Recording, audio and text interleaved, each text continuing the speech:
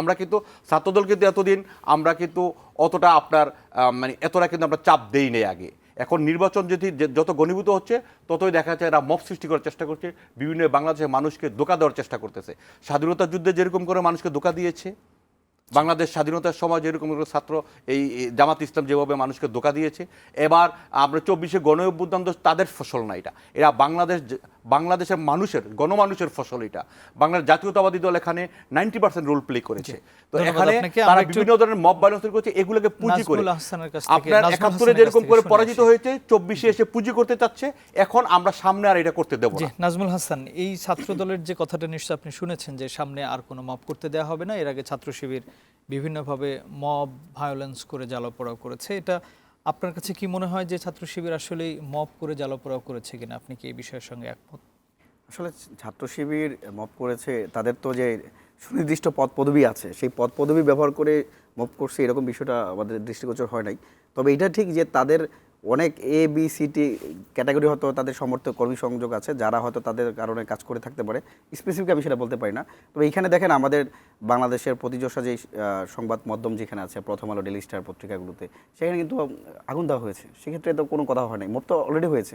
আমরা চাই প্রথম আলো বা ডেইলি স্টারের কোনো সাংবাদিক যদি ভুলভাল লিখে থাকে সেগুলো নিয়ে আমরা প্রতিবাদ করি, আমরা তাদের বিরুদ্ধে কথা বলি, আমরা লিখি। আমরা তো সমালোচনা করার স্বাধীনতা চাইছি, প্রশ্ন করার স্বাধীনতা চাইছি, যার কারণে তো 24-এ গণ অভ্যুত্থান। তো অনেক জায়গায় বাংলাদেশে মবক্রেসি হয়েছে। তা আবার ইচ্ছা করে কিছু জায়গায় যৌক্তিক বিষয়ে কথা বললে অনেকেই বলে যায় এটা মব। বিষয়টা সেদিকে দৃষ্টি রাখতে হবে, আসলে কোনটা যৌক্তিক, কোনটা অযৌক্তিক, কোনটা চাপ প্রয়োগ করে করা হচ্ছে, কোনটা শক্তি প্রয়োগ করে করা হচ্ছে। আর ছাত্রদলের যে গত 2 দিনের ইসি নির্বাচনের কমিশনের সামনে দাঁড়ানো, সেই বিষয়টাকে আমরা তাদের দলীয়ভাবে দেখতে পারে। তবে সেক্ষেত্রে যে পোস্টাল ব্যালটে এটাতে পক্ষপাতিত্ব কথা বলাই যায় যে এখানে দানের শীষের প্রতীকটা একদমই বুঝেই যাচ্ছে না, আরও অনেকগুলো বিষয় আছে। তবে আমার মনে হয় কি সবচেয়ে বেশি আমি ছাত্র সংগঠনের নেতা হিসাবে, ছাত্র অধিকারের সভাপতি হিসেবে বলতে চাই, বাংলাদেশের নির্বাচন কমিশন বর্তমানে যিনি আছে আউয়ালের চেয়ে আরও বেশি ভঙ্গুর অবস্থা, তার মেরুদণ্ড আরও কম।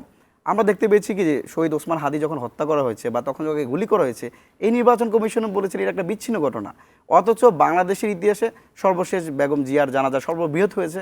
এর আগে কিন্তু সবচেয়ে বড় একটা জানাজা হয়েছিল শরীফ ওসমান হাদি হত্যার সময়, জানাজা কেন্দ্র করে। তো তাদেরকে বলা হচ্ছে বিচ্ছিন্ন ঘটনা। একটা মানুষ মারা যাচ্ছে, সে বলতেছে বিচ্ছিন্ন ঘটনা। বলতেছে যে 11ই জানুয়ারি সে বললো, পরিপত্র জারি করছে যে নির্বাচন হবে না। আবার 2 দিন পরে একজনের কথা শুনে ধমকি দিচ্ছে বা কিছু বলছে, শিবিরে কয়েকজন আসছে, সে আবার পরিপত্র দিয়ে দিচ্ছে, ঠিক আছে নির্বাচন হবে। এখন আবার ছাত্রদল যাচ্ছে, হাইকোর্ট থেকে একটা রায় আসছে, নির্বাচন হবে না। আমরা তো বিএনপি, ছাত্র শিবির, জামাতের কথা অনুযায়ী ইলেকশন চলবে, কমিশন চলবে, সেটাও চাই না।